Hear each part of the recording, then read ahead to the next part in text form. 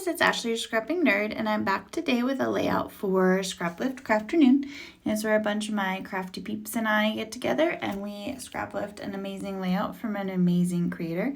And today we are scraplifting Darla Weber, and you saw her beautiful layout at the top of the video. And I just loved her fall colors, and she had 3 photos. I'm only gonna have 2 on mine, but I followed her photo placements and kind of her whole vibe. I follow it pretty closely. And today I'm going to use my Stamperia music collection, and I pulled in the ephemera and the chipboard ephemera, and then the laser cut pieces as well. And I showed you the whole pack of paper, but I only picked these 2 here. And I'm taking this one and I'm cutting out the middle, like all the cut aparts there, so that I can have the blue outside, because I'm gonna map my layout. And in Darla's layout, it looked as though she had multiple photo mats, and so the music paper, pattern paper, it has kind of already like a square on it, so it looks kind of double matted, and then I'm gonna mat it on this kind of turquoise color.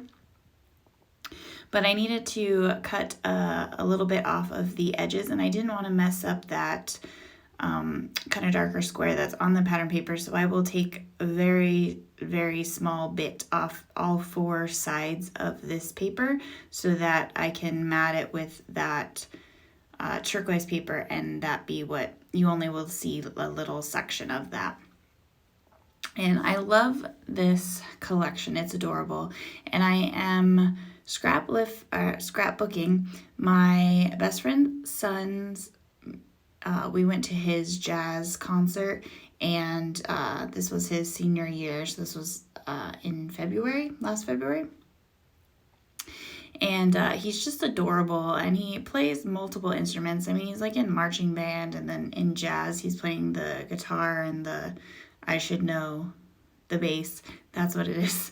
And he's just so talented, and it's crazy because I've known him since he was a little guy, and now he's just like a whole ass human, and it's insane. But I'm scrapbooking those today, and I found this collection, and I just felt like it was perfect. And the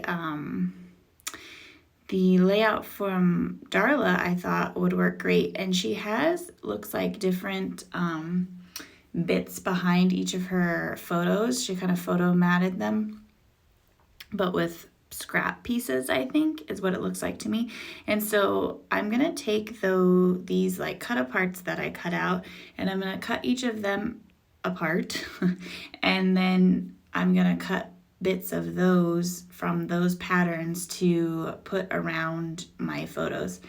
And this took me a little while. I really like how people layer scraps behind photos, but for some reason it's hard for me, and it's like I don't like the edges, like when they're straight edges from the scraps, and so I try to cover them up. You'll see I put a lot of things around these photos, of course, in the more fashion that I do.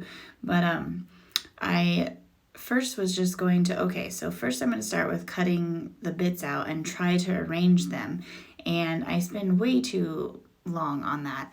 And I thought that I was going to flip the layout and do it this way, so opposite of what Darla did.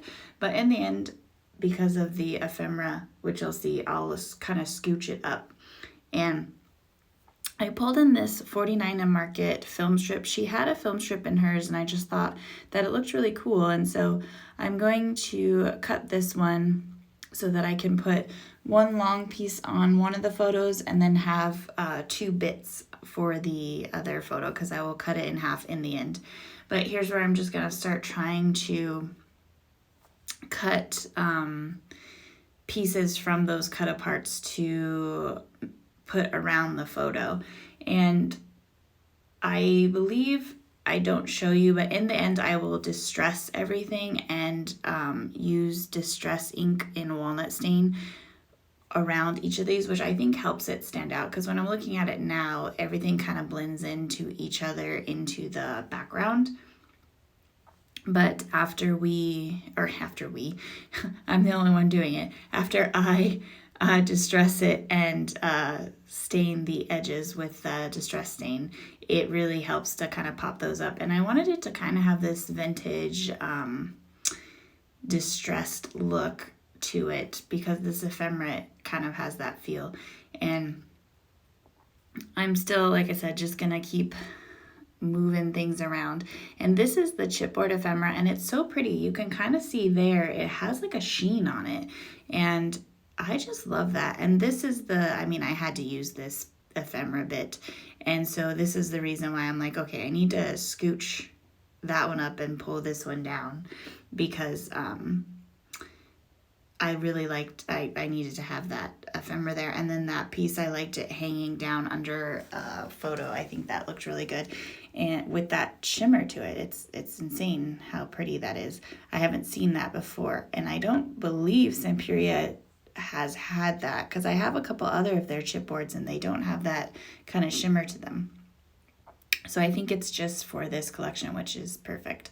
And so I'm just pulling in all of the bits and bobs from the ephemeras, and I started with the chipboards, and then pretty soon you'll see I'll pull in from the laser cuts. But I'm still moving those photo mats around.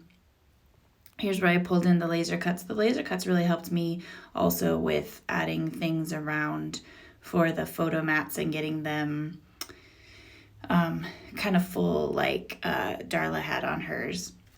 But I am trying to get I really like all the different patterns and everything.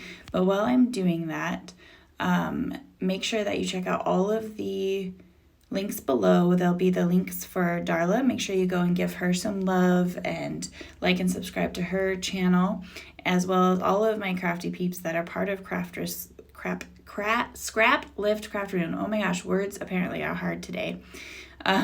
But so make sure you visit all of them and like and subscribe to their channels. They do amazing things, and you can see how they interpreted Darla's beautiful layout.